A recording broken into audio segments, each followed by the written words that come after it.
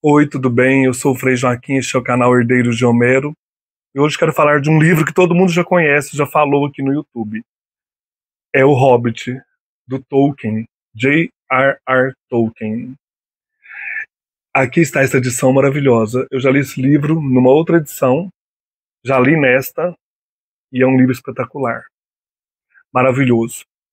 Eu tinha um pé atrás com fantasia. Eu gostei sempre, quando criança, de livros sobre aventuras. Mas depois você fica adulto, fica com medo. E eu li, e esse negócio é maravilhoso. Esse negócio é lindo. É um espetáculo. Você se envolve na história. Já li um livro que explica as partes do Hobbit. Não lembro agora o nome. A autora vai contando, vai trazendo alusões importantes da história para a vida. Não lembro desse livro, não está mais comigo. Essa obra foi publicada em 1937. Agora, olha essa edição, com os mapas da Terra-média, as ilustrações, são as runas, né? O condado.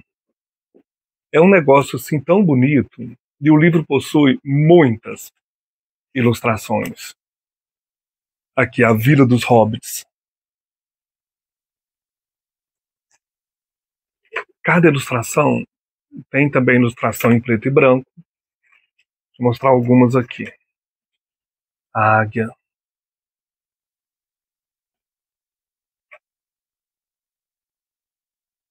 Então, assim, é um espetáculo esse livro, né? Quem já leu, quem gosta do Tolkien. Aqui o Smaug, o dragão. Além desta edição, eu tenho, gente, esta maravilhosa, anotado. Tanto que eu gostei desse negócio. Anotado por Douglas Anderson. Douglas A. Anderson. Então, isso aqui também é tão lindo. Tem muitas anotações, tem muitas ilustrações também. Então, assim, só passar para vocês dar uma conferida, né? Aqui tem um álbum colorido, com edições do Hobbit, com gravuras, né? Facsímile do Tolkien. Esse livro amarelado aqui parece um livro mesmo. Né? Um livro de conto de fadas. Maravilhoso.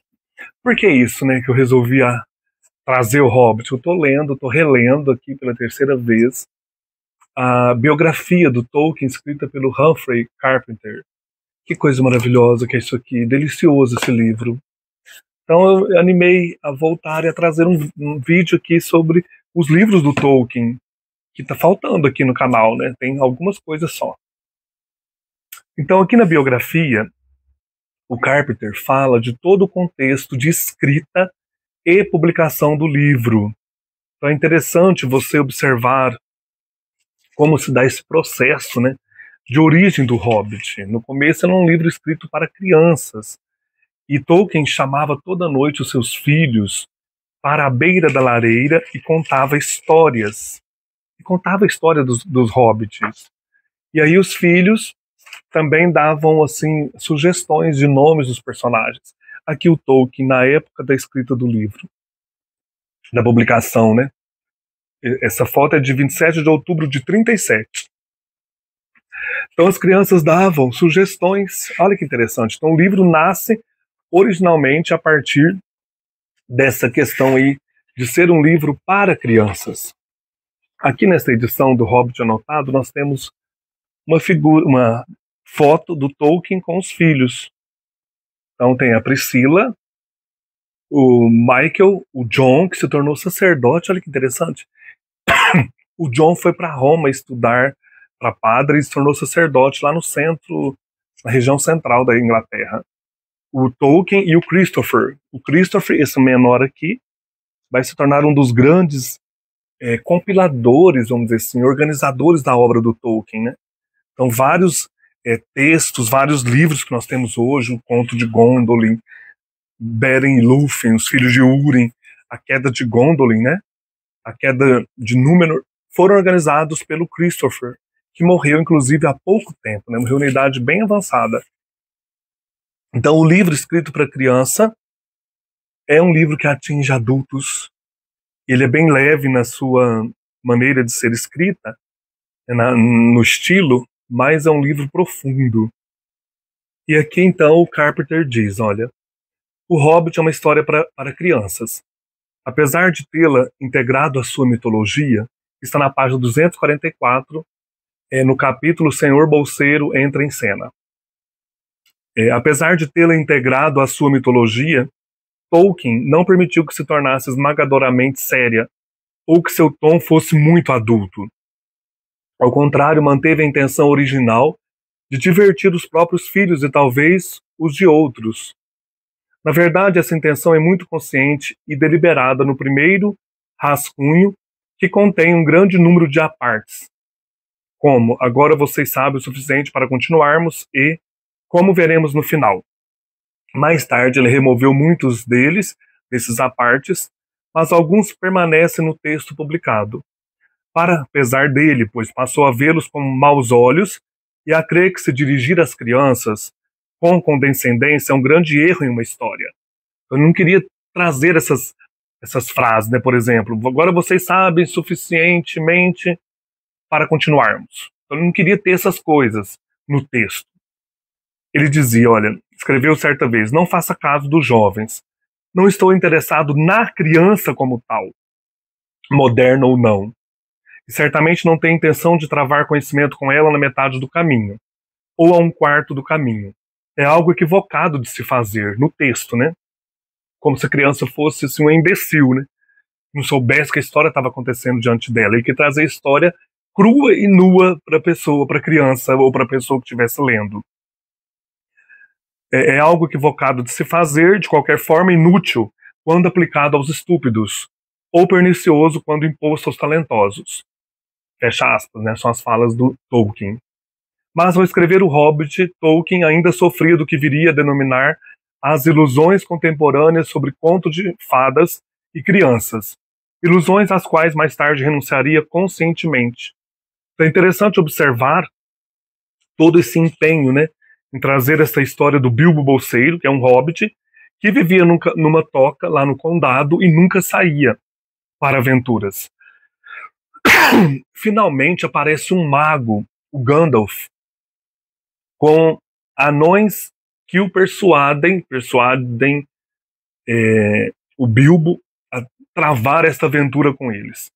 Foi muito emocionante, então, é muito emocionante, né, esse caminho de aventuras contra goblins, orcs, e também temos aí um personagem intrigante, né, que é o Gollum, uma criatura estranha, fascinada por um anel misterioso, e um dos personagens que eu mais amo, que é o Smaug, o dragão, né, que aparece aí morando na Montanha Solitária. Então, assim, o livro é repleto de aventuras. Desculpa. O livro é repleto de aventuras, é divertido, é delicioso, também é triste, tem uns tópicos interessantes para pensar sobre a vida, sobre a morte, é cheio de lutas e traz uma grande lição, né, que o Tolkien mostra para nós: não julgar as pessoas pelas aparências. Isso é muito importante para o Tolkien, né, para todos nós também. E a abertura do livro é clássica, né, bem conhecida. Capítulo 1, uma festa inesperada, começa assim, olha. Numa toca no chão vivia um hobbit. Então essa frase surgiu na mente de Tolkien, como ele fala, um dia que ele estava corrigindo uma prova de um aluno, olha. Em 1955, ele escreve uma carta ao amigo W.H. Auden e disse, né, tudo que me lembro sobre o início de O Hobbit é de sentar para corrigir provas para o certificado escolar, no cansaço interminável daquela tarefa anual imposta sobre acadêmicos sem dinheiro e com filhos. Em uma folha em branco lhe rabisquei. Numa toca no chão vivia um hobbit. Não sabia e não sei porquê. Não fiz nada a respeito por um longo tempo, e por alguns anos não fui além da produção do mapa de Thor. Porém, tornou-se o hobbit no início dos anos 1930. Então, como essa ideia, né, surge aí do nada, na cabeça do Tolkien, né, e ele que gostava de mitologia, de línguas antigas, ele está sempre procurando, né, trazer essas histórias e, graças a Deus, né, ele escreveu essa história fascinante, belíssima para nós. Então, no início, nós ficamos sabendo que esse Bilbo Bolseiro, que morava nessa toca, no condado, ele gostava de uma vida ali simples, né? Então aqui ele começa a falar, o Tolkien no capítulo 1, da casa do Bilbo, da sua toca, etc. E aparecem ali esse Gandalf, que vai ser um personagem importante no Senhor dos Anéis, com esses anões, ou anãos, que tiveram suas terras invadidas por bárbaros. E eles vão convencer o Bilbo que é essencial a sua participação nesta aventura. Então, assim, nós temos o Bilbo entrando, né, nessa história e nós também com ele. Então as aventuras deste livro envolvem a gente de tal maneira que é como se você estivesse ali participando dos acontecimentos, né? Participando ali dessas longas viagens com esses personagens. É um livro tocante nesse sentido, né? E o livro dialoga com o leitor o tempo todo. Então nós temos assim o próprio escritor, né, o narrador do livro, falando com a gente, e você também se torna quase que um personagem da história, né? Aqui nós temos uma nota introdutória no Hobbit que diz o seguinte: o Hobbit é a história de uma grande aventura, empreendida por um grupo de anãos em busca do ouro guardado por um dragão. O parceiro relutante nessa demanda perigosa é Bilbo Bolseiro, um hobbit. Quem é um hobbit, né? Ele é uma criatura bem pequena, com pés peludos, que vive nesse condado. Você cria uma espécie de empatia muito grande com o Bilbo Bolseiro, né? E depois, lá no Senhor dos Anéis, com o Frodo, que era sobrinho do Bilbo. Então, essas criaturas, os hobbits, o Bilbo Bolseiro, vivem nesse condado. E o Bilbo era amante do conforto e nada ambicioso, que surpreende até a si mesmo com a sua desenvoltura e habilidade como gatuno. Encontros com trolls, goblins, anãos, elfos e aranhas gigantes. Conversas com o dragão Smaug, o Magnífico. E uma presença muito relutante na Batalha dos 5 Exércitos são algumas das aventuras que o Bilbo enfrenta. Mas há momentos mais leves também. Boa companhia, bem-vindas refeições, riso, canções, poemas, que são as canções que o Tolkien sempre trazia para o texto, né? É importante a gente perceber isso, o poder dessas lendas, dessas canções populares, né? E que o Tolkien inventava em outras línguas, então isso está presente aqui. Lembrando, gente, que toda essa história se passa num universo mitológico, numa terra mitológica. Tem até um livro aqui sobre a geografia chamada Terra-média. Então é lá que desenvolve tudo isso. O Tolkien cria uma mitologia para a Inglaterra, vamos dizer assim, né? Então nós temos ali essa Terra-média aqui, onde se passam as histórias aí desses personagens que estão na Terceira Era.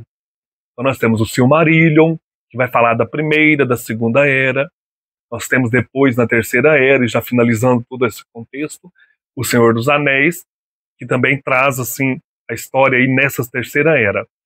Então o Hobbit aqui está na Terceira Era. Depois o Tolkien vai resgatar e recriar, que já tinha algo escrito muito sobre isso, né, nos Contos Inacabados também, no Silmarillion, sobre a Primeira e a Segunda Eras. É interessante demais. Tem mapas da Terra-média, então tem a natureza da Terra-média e tem toda uma coleção de livros sobre a história da Terra-média, né, que o Christopher Tolkien organizou. Parece que está saindo aqui no Brasil, né, mas ainda não comprei. Estou aos poucos, né, no universo de Tolkien. Cada ano eu leio um ou dois e me aventuro também, porque nós somos uma eterna criança, né, como dizem. Mas, dependente disso, é um livro que nos ensina, né, nos traz muitos aspectos importantes sobre o ser humano no mundo. Bilbo Bolseiro já assumiu seu lugar na fileira das figuras imortais da ficção infantil. Escrito pelo professor Tolkien para seus próprios filhos, O Hobbit ganhou aclamação instantânea quando foi publicado. É uma história completa e maravilhosa em si mesma, mas também funciona como prelúdio do Senhor dos Anéis. Você fica, eu tenho medo de enfrentar o Senhor dos Anéis, então pegue esse aqui primeiro, que é maravilhoso, né? Um livro espetacular. Aqui ainda, nesta coleção, quem tiver a oportunidade, gente, compra essa aqui, adquira ou ganhe de presente, sei lá. Isso aqui é maravilhoso. Nós temos uma crítica da N.T. Eaton, uma bibliotecária na Lincoln School Teacher College da Universidade de Columbia, que escreveu sobre o Hobbit. Achei muito legal trazer um pouco dessa crítica. Claro que eu não vou contar a história aqui do Hobbit, não perde a graça, vocês vão ler, né? Então eu conto que é uma história de aventura incrível, com muitas aventuras, muitas coisas interessantíssimas. Então essa N aqui diz o seguinte, né? N.T. Eaton.